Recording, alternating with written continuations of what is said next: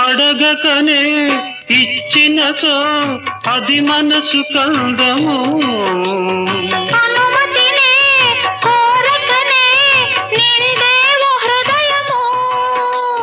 తలవకనే కలిగినచో అది ప్రేమ బంధము. బహుమతిగా దోచితివి నాలోని సర్వము. మనసు మనసుతో ఊసులాడని మూగ భాషలో భాష చేయని ఈనాటి హాయి వెయ్యేళ్ళు సాగాలని. మధువలక పోసే ఈ చిలిపి కళ్ళు అవి నా